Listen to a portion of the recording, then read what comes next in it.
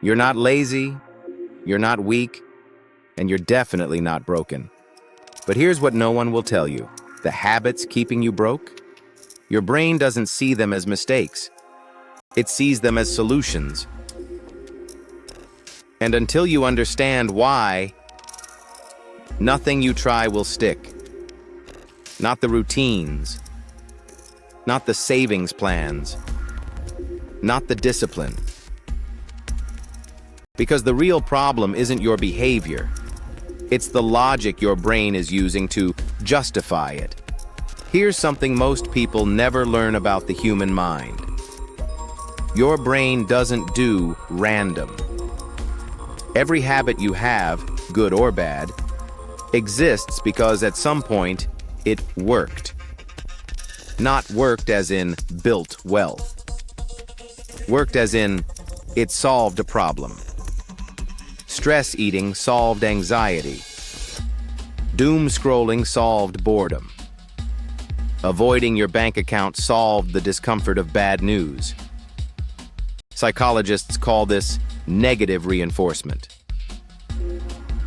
Not punishment, relief. When a behavior removes a painful feeling, the brain files it as a successful strategy, and it will use that strategy again, and again, and again. So when you look at someone stuck in a cycle, overspending, procrastinating, never following through, you're not looking at someone who chooses failure. You're looking at someone whose brain has built an entire library of logical responses to uncomfortable feelings. The habit isn't the problem. The habit is the symptom. Now let's talk about why wealth building feels so unnatural. There's a principle in behavioral economics called present bias. It means your brain applies a massive discount to future rewards. If I offer you $100 today or $150 in a month, most people take the $100. That's not greed. That's neuroscience. Your brain evolved in a world where the future wasn't guaranteed. Waiting was dangerous. Acting now was survival. So every time you choose instant gratification over long-term gain, your brain isn't malfunctioning. It's running a very old, very effective program. Here's where it gets expensive. Every financial decision you make gets filtered through this bias. Why save $500 this month when the weekend is right here? Why invest in skills when Netflix is already open? Why build something long-term when the pressure of today feels so immediate? The wealthy don't escape this bias. They just build systems that work around it. They automate savings before they can feel the loss. They set rules before they're emotional. They design their environment so the default behavior builds wealth. The poor habit isn't that you spent the money. It's that you left the decision to the moment. There's a Harvard study most people have never heard of. Researchers Sendhil Mullainathan and Eldar Shafir found something that changed how we understand poverty. When your mind is focused on scarcity, whether that's money, time, or security, your cognitive bandwidth shrinks. Not metaphorically, literally. The mental space you have for planning, self-control, and long-term thinking gets consumed by the stress of right now. They called it the bandwidth tax. And the cruel irony?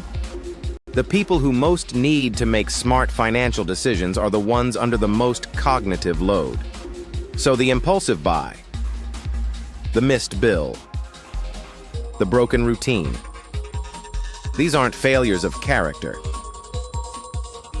They're often the result of a mind that has been stretched so thin by immediate pressure that the future simply doesn't register.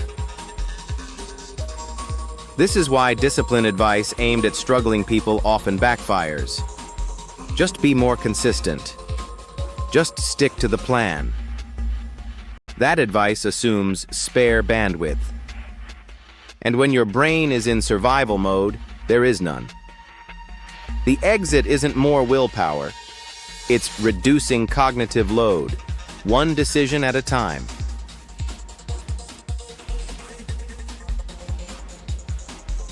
Now here's the deepest layer. The reason poor habits feel the most logical? They match who you believe you are. Identity is the most powerful filter in human behavior. If you grew up around people who struggled with money, if you watched adults treat wealth with suspicion, if the message was always, "We're not that kind of people," then every time you try to build wealth, a quiet part of your brain will push back. Not because you don't want success, because success feels like betrayal, like becoming someone unfamiliar. And the brain will choose familiar over good every time. This is why some people self-sabotage right when they start to gain traction, why the raise gets spent, why the business idea dies at the planning stage.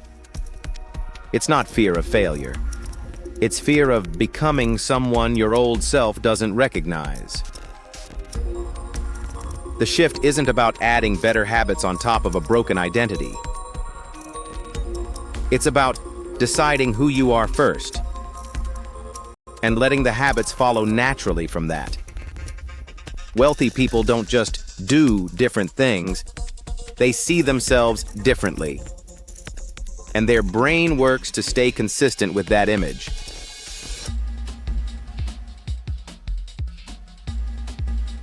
So here's what all of this means for you. Your habits aren't random. They're rational responses to how your brain was trained to survive. And you can't override them with motivation. Motivation is temporary. Identity is not. The question isn't, how do I stay disciplined?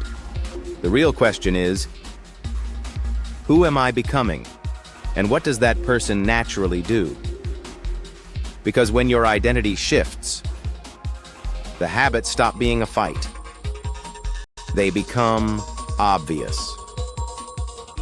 If this landed for you, the next video goes deeper into exactly how to rebuild that identity without burning down what you've built. Stay quiet. Stay building.